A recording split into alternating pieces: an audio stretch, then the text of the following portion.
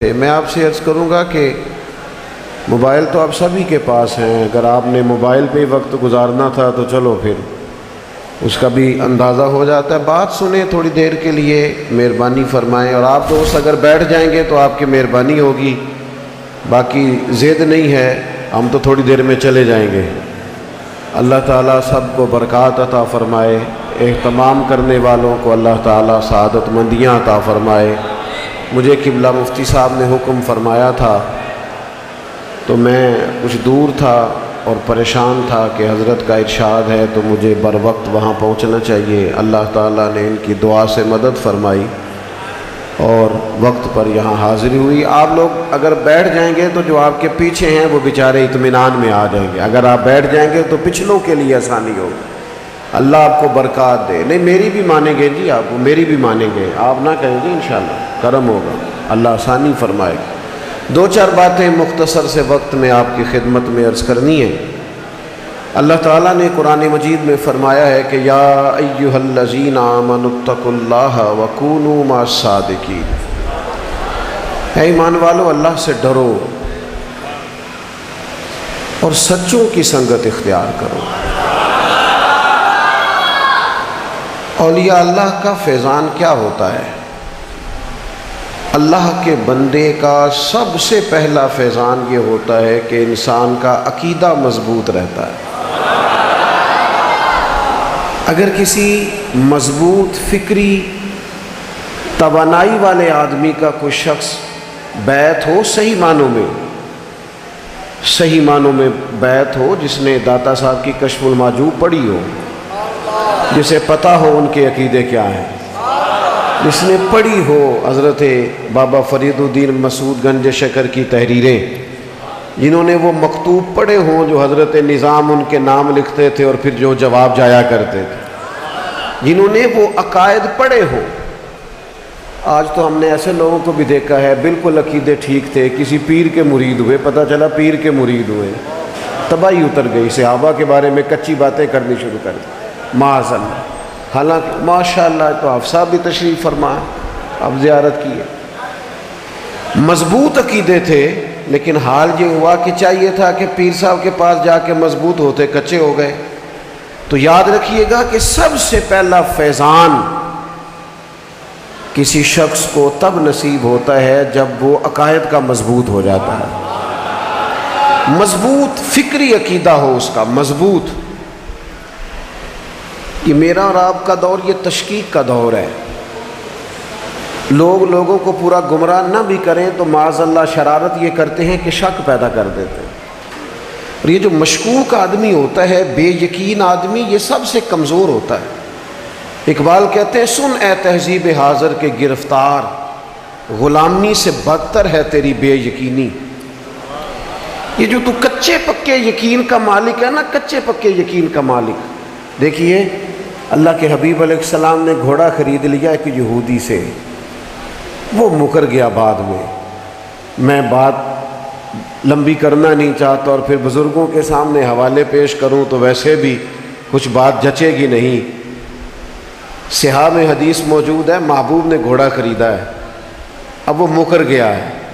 ہمارے ہاں آج بھی چلتا ہے، کچھ لوگ ایک پہیلی ڈال دیتے ہیں، کہتے ہیں اگر فلانا کام ہو جائے نا تو پھر مجھے قبول ہے، پہلیاں ڈالتے ہیں۔ اس کے بھی کان میں کسی نے بات بتائی ہوگی کہ اسلام کے اندر یہ شریف قاعدے ضابطے، تو وہ کہنے لگا ایک بندہ بھی اگر کہہ دے نا کہ میں نے گھوڑا بیچا ہے اور آپ نے خریدا ہے تو محبوب میں دے دوں گا، لیکن وہاں صحابہ میں سے تو موجود ہی کوئی نہیں تھا، پیچھے کھڑے تھے حضرت خزیمہ، بازو اونچا کر کے کہنے لگے حضور میں گواہی دیتا ہوں آپ نے گھوڑا خریدا ہے۔ اس کی بات پوری ہو گئی، محبوب کریم علیہ السلام کو اس نے گھوڑا دے دیا، پیسے لے لیے اس نے۔ محبوب کریم علیہ السلام فرمانے لگے خزیمہ تم تو تھے ہی نہیں، نوجوانوں میری طرف دیکھنا، تم تھے ہی نہیں، تم نے کیسے گواہی دے دی، دیکھا ہی نہیں؟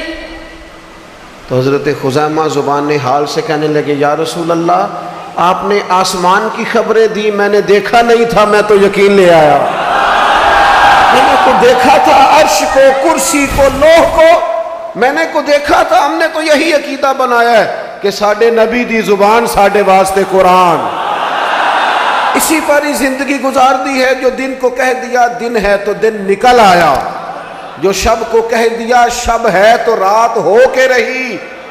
خدا نے ان کی زبان کو وہ اختیار دیا، جو نکلی منہ سے ان کے وہ بات ہو کے رہی۔ او میرے بھائی کچی پکی باتیں نہ کرو، کمزور نہ پڑو، ہم غلامی والے لوگ ہیں، ہماری تاریخ ہے، ہم ابھی دیکھیں نا، آپ نظم و ضبط دیکھ رہے تھے، حضرت بیان نظم و ضبط تو دیکھو نا، ہماری تاریخ ہے، ہمارے بزرگ ہیں۔ ہمیں حضرت نصیر الدین چراغ نے کہا ہے کہ میں کوئی لاوارث نہیں ہوں، میں نے جا کے بیعت کی ہے خواجہ نظام کے ہاتھوں میں۔ حضرت نظام کہتے ہیں مجھے ایسے ویسے نہ سمجھنا، میں فرید الدین کا نوکر رہا ہوں۔ اور شیخ فرید الدین کہتے ہیں مجھے دلی کے دروازے اسی لیے تو یاد ہوئے ہیں کہ میں خواجہ قطب کی حاضری دیا کرتا تھا۔ تو دوستو کمزور پڑتے ہو، ادھر ادھر کی باتیں سنتے ہو، مضبوط نظریات، مضبوط، اور خبردار جبہ کبہ دیکھ کے نظریے نہیں بدلے جاتے، نظریے قرآن اور حدیث ہوتے ہیں۔ جناب صدیق اکبر سے لے کر حضرت امیر معاویہ تک نظریہ نظریہ ہے، عقیدہ عقیدہ ہے، اس میں کمزوریاں نہیں بیان کی جاتی۔ یہ وہی ساری چیزیں ہیں جو داتا صاحب نے لکھی، جو غوث اعظم نے فرمائی، جو حضرت مجدد صاحب نے لکھ لکھ کے لوگوں کو بتائی۔ ایک تو عقیدے کی مضبوطی، کمزور نہ پڑ۔ اور میں آپ سے عرض کروں، آپ نے میری بات پر غور کرنا ہے۔ میں نے نا امام غزالی رحمۃ اللہ تعالی علیہ کا ایک قول پڑھا۔ امام صاحب دعا مانگا کرتے تھے، فرمایا کرتے تھے اللہ مجھے دیہات کی پرانی بوڑھی عورتوں جیسا ایمان عطا فرما، گھر کچے عقیدے پکے، باتیں مضبوط، فکری توانائیاں۔ میں کیا کروں، میں لوگوں کو دیکھتا ہوں، بعض ایسوں کو بھی دیکھتا ہوں جو ممبر اور محراب پر تگڑی باتیں کرتے ہیں، نجی محافل میں آ کے کمزور باتیں کرتے ہیں۔ اپنی فکری بنیادوں میں دراڑ نہ پڑنے دینا، کمزور ہو جاؤ گے۔ جو آدمی کچا پکا ہوتا ہے وہ تو چند قدم نہیں چل پاتا۔ یہ نوجوان ڈھیر سارے زندگی میں ناکام کیوں ہوتے ہیں؟ کبھی کہتے ہیں یہ کام شروع کر لوں، 6 ماہ کے بعد کہتے ہیں یہ نہیں ٹھیک، کوئی اور کر لیتا ہوں۔ کچی پکی باتیں، کمزور لوگوں کے پاس بیٹھتے ہیں، کمزور باتیں نہیں کریں۔ مضبوط نظریات اولیاء اللہ کا فیضان ہوتے ہیں۔ کھیلا کرتے تھے مولانا جمیل القادری، اور بس تھوڑا سا نوجوانوں کے ساتھ اٹھنا بیٹھنا رہتا تھا۔ ماں پکڑ کے فاضل بریلوی کے پاس چھوڑ گئی، وہاں وقت گزارا، اپنی زندگی کے اوقات بتائے۔ تو کسی نے کہا کوئی خواہش ہی بتا دو۔ کہنے لگے خواہش یہ ہے کہ میں وہ سنی ہوں جمیل قادری مرنے کے بعد میرا لاشا بھی کہے گا الصلاۃ والسلام۔ ایمان کی موت چاہتا ہوں، کمزور نہ پڑنا زندگی میں۔ دوسرا اولیاء اللہ کا فیضان یہ ہوتا ہے کہ انسان کو نا تھوڑے پر قناعت نصیب ہوتی ہے، فقیرانہ زندگی اسے اچھی لگتی ہے، سادہ طرز زندگی اسے پیارا لگتا ہے۔ اللہ کے بندے مجمع ان کے جتنے مرضی بڑے تھے، نام ان کے جتنے مرضی بڑے تھے، علمی قد کاٹ ان کے جتنے مرضی بڑے تھے، اور بڑے بڑے نواب اور مالدار اور ڈھیروں مال لے کے ان کے پیچھے جتنا مرضی بھاگتے تھے، لیکن وہ اپنے مزاج کے لحاظ سے فقیر تھے۔ مال اگر کبھی ان کی جیبوں میں آ بھی گیا تو دلوں میں جگہ نہیں پا سکا۔ ان لوگوں نے سادہ، ہم نہ الجھ گئے ہیں۔ 4 سال کے لیے ایک شخص نے کہا تھا پردیس جا رہا ہوں، 4-5 سال لگا کے پھر میں نے واپس آ کے کوئی کام کرنا ہے۔ وہ گیا تھا 4 سال کے لیے، پھر 40 بیت گئے، پلٹ کر کیوں نہیں آیا؟ کہ ضرورتیں بڑھ گئیں، خرچے بڑھ گئے، ہرس ہے، ہوس ہے، لالچ ہے۔ کہتا تھا بس مکان پکا ہو جائے میں لوٹ آؤں گا، لیکن وہ مکان پکا ہونے کے بعد جو اس گھر کے سامنے پلاٹ پڑا تھا اس نے پریشان کر دیا، کبھی یہ بھی خرید لوں نا، تھوڑا نا ٹھہراؤ، تھوڑا ٹھہراؤ۔ میں نے جیسے کہا یہاں بزرگ موجود ہیں، بچ بچ کے بات کر رہا ہوں۔ اگر جبوں کبوں کے نیچے سے بھی لالچ نکل آئے، اگر بڑے بڑے دعووں کے نیچوں سے بھی بعض اوقات لوگ تو دین سیکھنے جائیں لیکن پیر صاحب کی پجارو دیکھ کے پریشان ہو جائیں، وہ کہیے ہمیں تو فقیری کا درس دے رہا تھا لیکن یہ خود تو سب